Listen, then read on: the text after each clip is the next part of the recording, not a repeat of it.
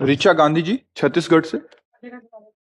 राधा वल्लभ श्री हरिवंश महाराज जी, आपके चरणों में कोटि कोटि प्रणाम। महाराज जी, कर्म बांधता है और धर्म मुक्त करता है। धर्म और कर्म में से जीवन में किसकी प्रधानता होती है? धर्म से ही कर्म होता है। जो धर्म पूर्वक कर्म होता है वो मुक्त करने वाला होता है। जो धर्म विरुद्ध कर्म होता है वो बांधने वाला होता है। कर्म दोनों में होते हैं। एक धर्म पूर्वक कर्म होता है और एक धर्म विरुद्ध अधर्म पूर्वक कर्म होता है। ऐसा नहीं कि कर्म धर्म कुछ अलग है। धर्म पूर्वक कर्म होना और धर्म के विरुद्ध कर्म होना, तो विरुद्ध कर्म जो धर्म के होता है वो बांधने वाला होता है, और जो धर्मयुक्त कर्म होता है वो फल प्रदायी होता है। और जो धर्मयुक्त कर्म को भगवान को अर्पित कर दिया जाता है वो कर्म योग बन जाता है, भगवत प्राप्ति का संयोग बना देता है। आप समझ पा रहे? तो धर्म विरुद्ध कर्म ना करे जो बांधने वाले होते हैं। धर्म विरुद्ध कर्म कौन है? जिसमें शास्त्र में निषेध किया गया है। तस्मात् शास्त्रम प्रमाणम ते कार्या कार्यो व्यवस्थितो। अब जैसे आपका स्त्री शरीर है, अब आपका परम धर्म है पति सेवा करना, परम धर्म है सास ससुर की सेवा करना, परम धर्म है पुत्रों को सद्भावना से पोषित करते हुए राष्ट्र सेवा भगवत सेवा के योग्य बनाना। ये धर्मयुक्त कर्म है। अब यही आप अपनी अनुकूलता का पक्ष ले करके और पति विरोध, सास ससुर का अपमान करना, मनमानी आचरण, वो कर्म बांधने वाले हो जाएंगे। अपने धर्म के अनुसार जो कर्म किया जाता है उसमें बहुत बड़ी सामर्थ्य होती है। हम कई बार सुना चुके, अनुसुईया जी ने अपने पति अत्रि जी को भगवान मान करके आराधना की तो भगवान को 6-6 महीने के बालक बना दिए। भगवान शंकर और ब्रह्मा और भगवान हरि को 6-6 महीने के बालक बना के पालने में दुग्ध पान कराया कि आप हमारे पातिव्रत की परीक्षा लेने आए हो तो लो बालक बन के दूध पियो। 6-6 महीने के बना दिए। धर्म में बड़ी ताकत होती है। आज हमारा समाज धर्म विहीन मार्ग में जा रहा है। अपने अपने धर्मों का त्याग करके मनमानी आचरण हो रहे हैं। आज धर्म की प्रधानता ने धन की प्रधानता है। जहां धर्म की प्रधानता होती है वहां चरित्र की प्रधानता होती है।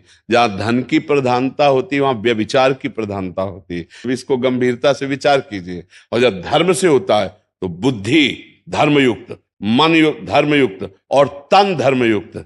हमारे देश में तन को अधर्मियों ने जब छूना चाहा तो धर्मयुक्त तन वालों ने अपने हाथ से अपने प्राण गवा दिए, लेकिन तन को जिंदा नहीं छूने दिया कि हम अधर्मियों को छूने नहीं देंगे। ये धर्म। आप देखो विचार करके, क्या कोई धन के प्रति धर्म बुद्धि रखता है कि मुझे ये धन जो प्राप्त हो रहा है धर्म से प्राप्त हो रहा है कि अधर्म से प्राप्त हो रहा है? बस आज सबकी मानसिकता धन प्रधान हो गई है, सबकी मानसिकता भोग प्रधान हो गई है, सबकी मानसिकता इंद्रिय प्रधान हो गई। मेरी इंद्रियां राजी रहे जिन भोगों में, वही ये पतन का मार्ग है, ये बांधने वाला है।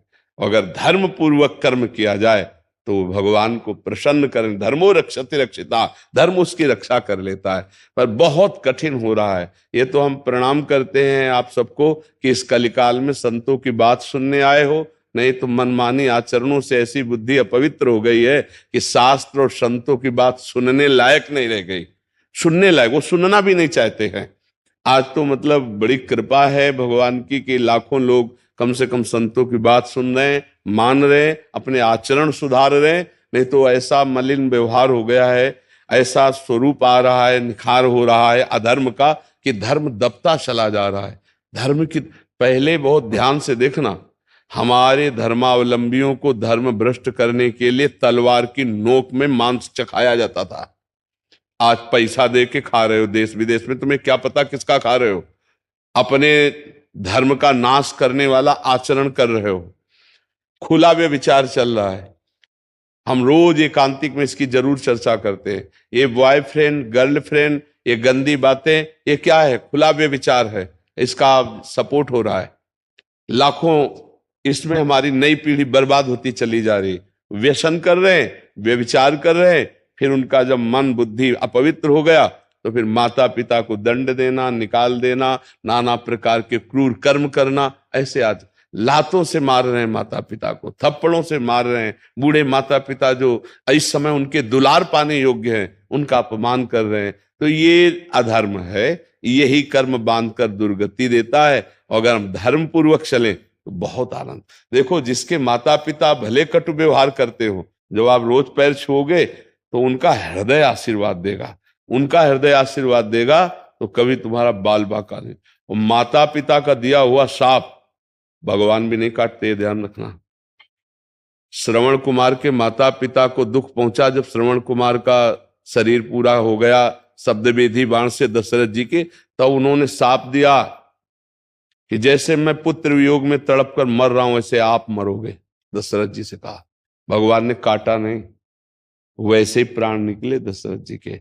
राम राम राम हारा, पर उनके पुत्र भगवान इसलिए परम मंगल में धन्यवाद हो गए। माता पिता बड़े बूढ़ों का शाप आजकल कौन समझ रहा है? बहुत बहुत सावधान। आप चाहे बहू हो या बेटा हो, आप अपने माता पिता सास ससुर को भगवान मानकर उनकी सेवा करो। भले वो कड़वा व्यवहार करे, भले वो आपकी निंदा करे, भले वो आपका दुर्व्यवहार का बर्ताव पेश कर रहे हैं समाज में, लेकिन आप अच्छा व्यवहार करो तो उनका हृदय से जो आशीर्वाद होगा वो आपका मंगल कर देगा। हमने बूढ़े जनों की देखा, बुद्धि खराब हो जाती है। आप चाहे जितनी सेवा करो, आपकी निंदा करेंगे, वो आपको कटु वचन बोलेंगे, और अगर आप सह गए और उनकी सेवा कर गए तो आप बहुत पवित्र हो जाएंगे। कुल परंपरागत लक्ष्मी जो चलती है वो ऐसे लोगों के घर में जागृत होती है। ये 4 दिनों की चकाचौंध और फिर नष्ट हो जाना ये ठीक नहीं। इसलिए धर्म से चलो।